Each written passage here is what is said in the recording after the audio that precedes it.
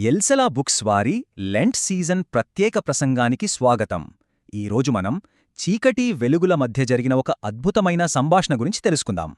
ఈ కథ ఎలా మొదలవుతుందంటే, ఒక పెద్ద మనిషి ఎవ్వరికీ తెలియకుండా రాత్రిపూట యేసు దగ్గరికి వస్తాడు. అసలతనెందుకు వచ్చాడు? ఎందుకంటే యేసులో ఏదో ఒక ప్రత్యేకతను గమనించాడు. అది అతన్ని చీకట్లోంచి బయటకు లాగింది. నికోదేముకి యేసు దేవుని దగ్గరనుంచి వచ్చాడని తెలుసు. అయినా ఇద్దరి ఆలోచనలు పూర్తి వేరు. ఇక్కడే అసలు సమస్య మొదలైంది. చూడండి, వాళ్ళిద్దరి ఆలోచనలు ఎంత వేరుగా ఉన్నాయో. ఒకరు లోకాన్ని చూస్తే మరొకరు పరలోకాన్ని చూపిస్తున్నారు. అప్పుడు యేసు చెప్పిన మాటలు లోకజ్ఞానానికి పూర్తిగా వ్యతిరేకంగా ఉన్నాయి. నమ్మశక్యంగా లేవన్నమాట. అందుకే నికోదేము అడిగాడు, అదెలా సాధ్యమని? యేసు చెప్పిన ఆధ్యాత్మిక మాట అతనికి అస్సలర్థం కాలేదు. అంటే తిరిగి జన్మించడమంటే శరీరం కాదు, ఆత్మ కొత్తగా మారడం, ఒక ఆధ్యాత్మిక మార్పనమాట. ఈ రెండు ప్రపంచాలను చూసిన వాడిని నేనే అని యేసు చెప్తున్నాడు. అందుకే ఈ సత్యాన్ని చెప్పగలుగుతున్నాను అని.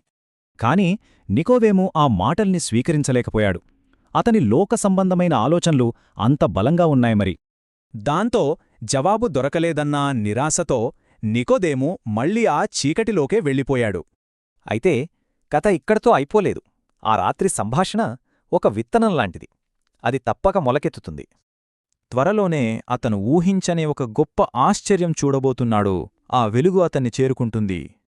అయితే ఆ వెలుగు అసలు ఏం చూపించింది? ఈ ప్రశ్నతోనే ఆ రాత్రి సంభాషణ ముగుస్తుంది. మా ఈ ప్రసంగం విన్నందుకు ధన్యవాదాలు. మరిన్నింటి కోసం వింటూనే ఉండండి.